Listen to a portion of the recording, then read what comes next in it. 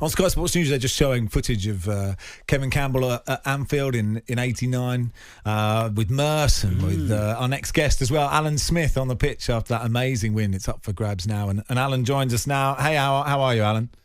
Okay, Max. Not too bad, mate. Thanks. Yeah, thanks for coming on. Appreciate your time. It's never nice to sort of message people and say, look, can you come on and talk about a mate, I presume? And like we've heard all show, and we knew him here, right? At talkSPORT, everyone knew him here. Just before you get on to what a footballer he was, what a gent, what an absolutely wonderful man he was.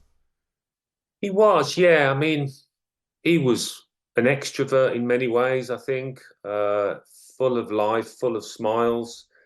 Had such a positive attitude, I felt, to life. Even just remember him coming through the ranks from the youth team and then into the senior setup, and everyone immediately loved him. He was one of those infectious characters in the dressing room. He really was. Such a sad day. Yeah. Was he always like that? Because, I never knew him until he'd finished playing. And, as you grow up, you mature, you get more confidence. But did he have that as a kid? Yeah, I mean, I think you get more confident, don't you? When he first came into the first team setup, you kind of keep your head down a little bit. You want to do well, you want to impress, but he made an impression, certainly, because he was such a strong boy. And I always remember when he did come across from the youth team to join in with us, and Tony Adams and Stevie Bold would go, "Oh no, Kev's coming across. He's going to bully us in his training session today," because he was capable of that, of course he had that enthusiasm and ambition to make his mark, which he certainly did. Were you kind of competing for, they don't often play a big man partnership. Did you play together a lot, or was it was you or him? Yeah, we did. We did, Max. I mean, he came of age really in that 1991 season when we won the league, losing just the one game. He didn't start every match, but when he did, I played through the middle with him. And to be honest, you say he's a big man, but he had that speed, and he was a player that did like to lurk on the last line, if you like. And so it did suit me quite well. We'd work on the partnership in training, but it was a fairly natural one. When you're a fan of one club, it lasts your whole life. And so your whole life is sort of broken up by heroes in many different ways. When you're a player, Alan, and you're in different squads and different teams, it must go so quickly when you look back at it, and certain people are like bright lights, I suppose. That's right, yeah. I mean, we always had a joke in the dressing room about, there's no friends in football, we're all ships in the night passing by, and that's what it's like. You go to another club and you think your best mates at one club, you go to another and you don't keep in touch even though you promised to. But Kev, he went off to Trabzonspor, to Turkey. But when he came back and when he finished his career and worked in the media, that's when I began to see him more again at Arsenal matches and different games, and almost kind of rekindle that friendship. And we did have a friendship at Arsenal. Got on really well, as Kev did with all the boys. And I've spoke to some of them via WhatsApp this morning, and they're all absolutely gutted. I was thinking that. Just messaged Merce saying that, I hope you're okay. I was just thinking, if you got Merce there and Kevin Campbell and Wrighty, if you ever got a word in edgeways up there. Yeah, no, Kev, he was, he had a loud voice, but not in a brash way. He was just his big smile on his face, and South London boy, they're not normally shy and retiring. We had a few of them down the years, Paul Davis, Wrighty, obviously, David Rocastle. So we had a group of those boys south of the river, and maybe that made it easier for Kev to settle, to be honest with you, looking back on it, and he did settle quickly. Yeah. Listen, Alan, thanks so much for coming on. Thank you, Alan. Appreciate your time. I know it's a difficult day for a lot of people. Right. Cheers, Alan. Thanks. Alan Smith there. They're good, these people, to talk to us, Alan there, and amazing. Perry early on, because this is their colleagues, this is their mates. Yeah.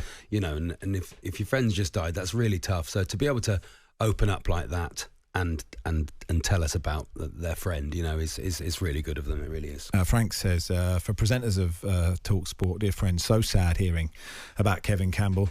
Kevin's career really kicked off when he joined Orient on loan when he was 19. Scored some great goals for us, for Orient, which won them promotion. Best loan signing Orient ever made, Frank, in Bethnal Green. Tony's a Chelsea fan, and he's called 03717 223344. Hey, Tony. Hello, how are you? Yeah, really good. Thanks for coming on. What's your memory of Kev? Well, I used to be a London taxi driver. I've retired now, but I was driving down the King's Road one day, and I spotted Kevin Campbell, and the window was open. I said, "Kev," he come over, he got in. I said, "Where are you going?" He said, "I said, get in, I'll take you." So when we got there, he said, I was talking about football and all that with him, like Chelsea and all that business. He said, "Well, I owe you." I said, "It's £5 on the clock." I said, "Leave it." I said, "Forget it." He said, "Give us your phone number." So I thought no more of it. Went home a couple of weeks afterwards. Said, I got a phone call, and he said, "Kev, it's Kevin Campbell." He said, "Really?" I said, he said, "I've laid on tickets. You come to see me at Everton when they play Chelsea in my box. We have a pre-match meal, all on me. You want car park tickets, a lot." And I thought, what a diamond. And I just couldn't believe it. What a nice man he was. Yeah, what a lovely story. All these things, I don't know what you feel. He doesn't need to do that, does he, Tony? You've got a nice story out of it anyway. So to go above and beyond like that really shows the mettle of the man. Oh, the man was a diamond. I said, silly £5. I said, "Have it on me." He said, "Give us your phone number." What a diamond. Yeah, totally. Cheers, Tony. Thank you, Tony. Brendan's an Everton fan. Hey, Brendan. Hello, Charlie. Max. Yeah, not too bad. No, your line's not amazing, but tell us your story and tell us your thoughts on Kevin. And if it's not great, we'll get you back. Okay, first time I've seen him, I think it was 1988. I'll tell you what, we'll get Brendan back. There's we want to hear your story. We want to do it justice. We want to do Kev justice. So we'll get you back when the line is better. Sarah says, "I'm absolutely gutted to hear about our super Kevin Campbell, a total legend of a man and a player. His goals brought elation in the stands in more recent years. It would make my day when Kev came on talkSPORT and spoke with so much affection for Everton when we needed it most." Lee is another Evertonian. Hey, Lee. Hello, mate. You okay? Yeah, not too bad. How you doing? Yeah, I've just come home from my daughter's dance show this morning. I'm an Everton fan. I'm devastated, man. Absolutely devastated. I'm 41, so I can remember when Kev come in, on loan from Turkey. Yeah. And he was, we were in the dolls rooms and, in big trouble. Nothing much changes really, does it? But we were looking down the barrel of relegation and he famously scored them 9 goals in his 8 games, and he kept us up, and we adored him. The fans absolutely loved him, and he loved us back. And he famously once said, "I'm a London lad, and I support Arsenal, but I'm in love with Everton." And sorry, guys. No, that's all right, mate. No. I'm upset over a guy I've never met. But this is how we connected with Kev.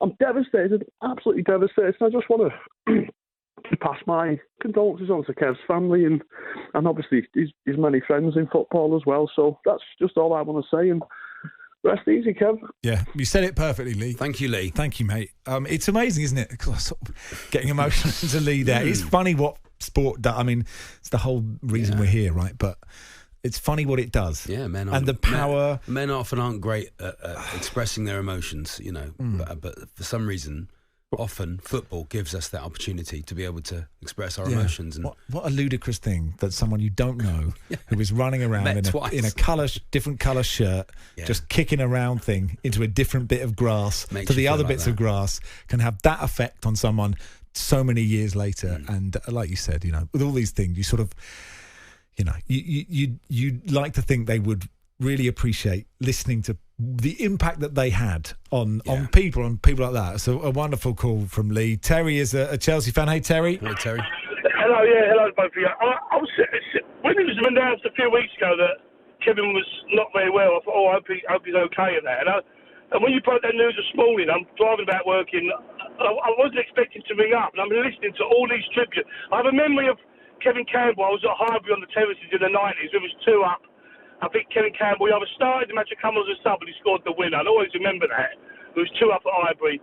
But hearing all these tributes from all these different fans and different clubs, and not a bad word to say, West Brom, Stoke, Orient. I remember, I'm a Chelsea season ticket holder. I remember him being on loan at Orient when he was 19. I'm 55 years of age. Mm-hmm. I'm a year older than Kev. I remember, what class player, amazing player, and I just think about,